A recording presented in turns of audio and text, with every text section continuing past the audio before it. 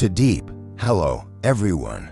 James stood in the quiet of the night, torn apart by the weight of his own heart. The love he held for Tu Diep was powerful, but so was the fear that the truth, once spoken, could shatter everything they had built. Should he confess and risk losing her forever, or remain silent and carry the pain alone? Every heartbeat felt like a ticking clock, and in the stillness, James realized that sometimes the hardest battles are the ones fought within our own souls. The night air felt heavy, thick with the scent of rain-soaked earth and the faint echo of distant thunder. James sat alone in the dim glow of his office, papers scattered across the desk like fallen leaves after a storm. His hands trembled slightly as he traced the outline of Tu Diep's photograph, a candid shot of her laughing at the market, sunlight tangled in her hair. That laughter had been his refuge, but now a secret pressed against his chest like a blade, threatening to destroy everything they had built together. He could still hear the whispers of his father's voice earlier that day, harsh and cutting. If she ever finds out what our family did to hers, she will hate you forever. The old betrayal, land stolen, lives uprooted wasn't just history. It was the wound that had set John on his path of vengeance. And James, carrying the weight of his family's sins, had chosen silence, until now. Outside, the village was quiet, the storm rolling farther away, but James's heart was a riot. If he confessed, Tu Diep might walk away, taking their unborn child and all the fragile hope he clung to. If he stayed silent, he would wake every day beside her with the truth festering inside him, eroding their love from within. He remembered the day he had found her selling okra in the crowded market, her hands quick and gentle as she counted coins, her smile alight in the chaos. He had been a CEO surrounded by power and ambition, yet she had disarmed him with nothing but kindness. She had believed in him when others abandoned him through John's schemes, through the factory strikes, through the night on the bridge when he had nearly lost her and little Nee. How could he repay that faith with a lie? The door creaked open. Tu Diep stepped in, her hair damp from the rain, cheeks flushed from the cold. She carried Nee, now asleep, cradled against her shoulder, setting the child down gently on the sofa. She turned to James with a quiet smile that unraveled him. "You're still awake," she said softly. "Is it the company again?" James swallowed hard. Words hovered on his lips, but his voice caught.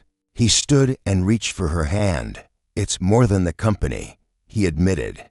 Her brows were upon in concern. "James, what is it? You're scaring me." The photograph on the desk seemed to burn his peripheral vision, a reminder of what he stood to lose. His father's warning thundered in his mind. But then Tu Diep stepped closer, her warm hand covering his. In her eyes, he saw trust, fragile, unguarded, and undeserved. "I need you to know something," he began, his voice barely a whisper. "What John did, what's happening now, it all started because of something my family did years ago.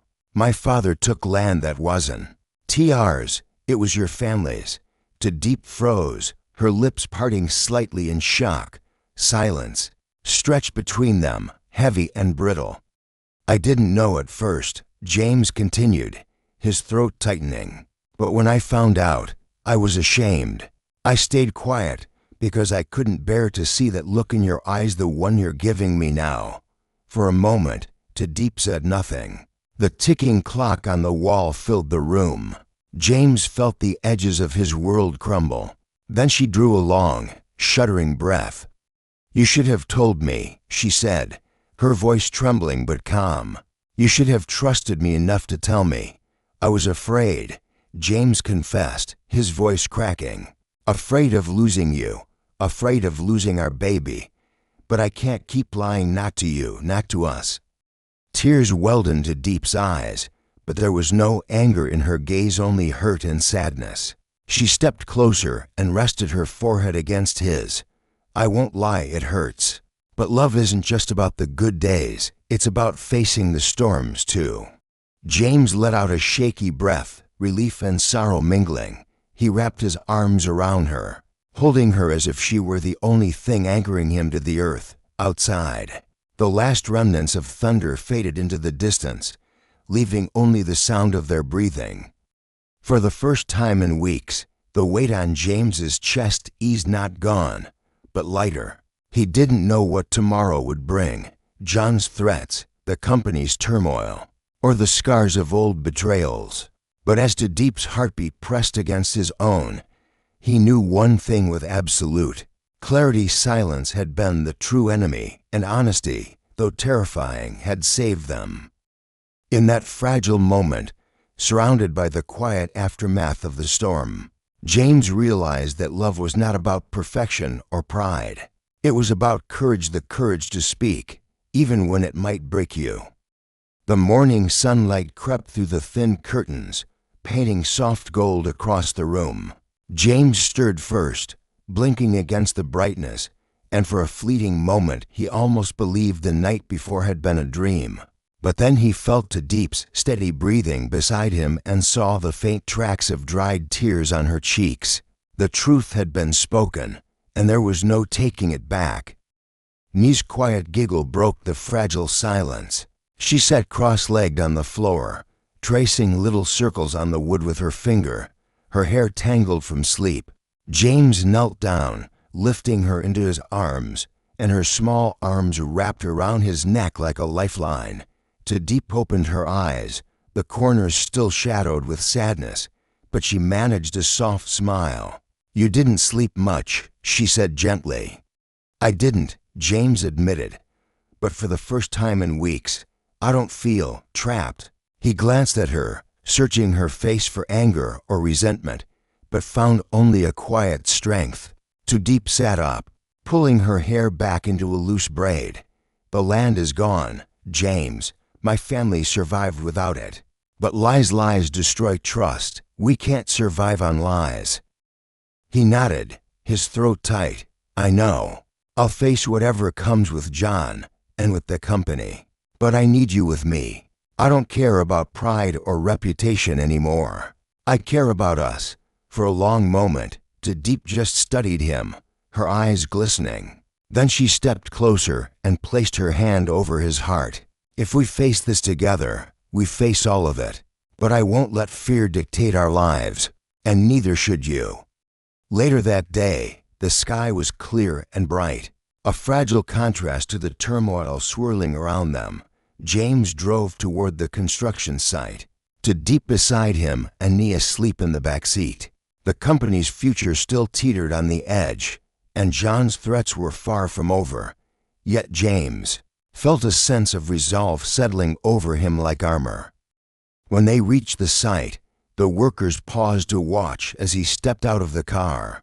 Whispers rippled through the group about stolen funds, about the halted hydroelectric project, about John's accusations.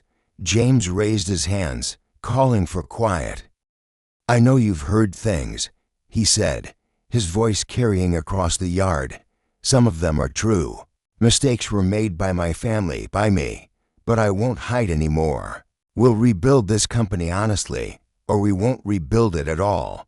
And no one, not John, not even my own father, will make me betray the people I care about again." The men exchanged uneasy glances, but a few nodded. Tu Diep stood a few steps behind James, her gaze unwavering. As the crowd began to disperse, James felt the first flicker of hope. He reached for Tu Diep's hand, their fingers interlocking. "It's a start," he murmured.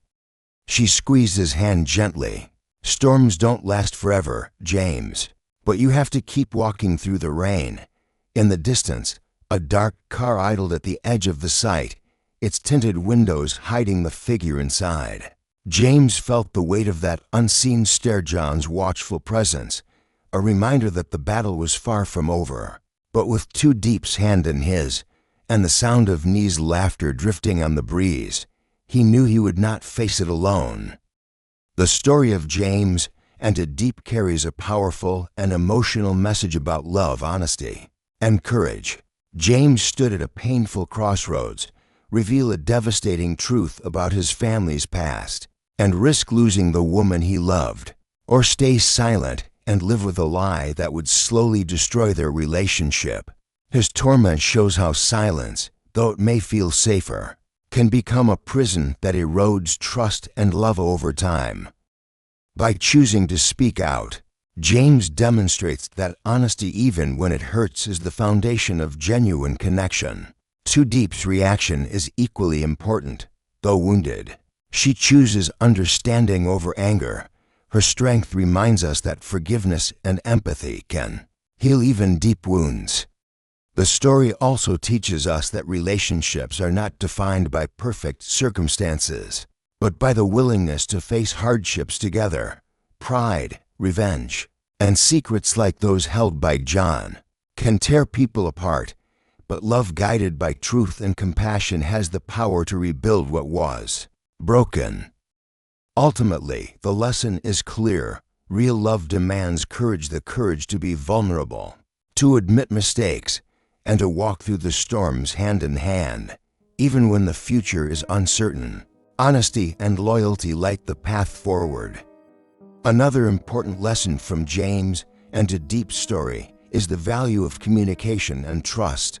As the heart of every relationship, love cannot thrive in the shadows of unspoken fears or hidden truths.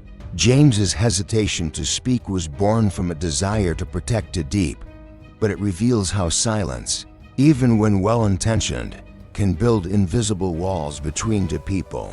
His eventual decision to share the truth shows that openness creates space for healing, understanding, and deeper connection.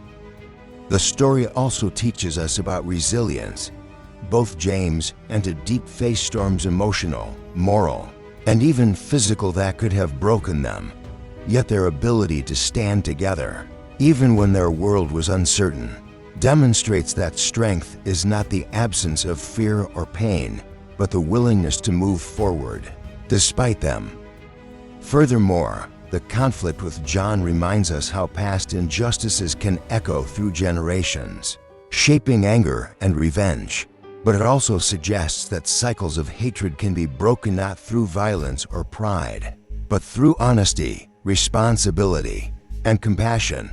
James's choice to acknowledge his family's wrongdoings rather than deny them is a powerful act of integrity.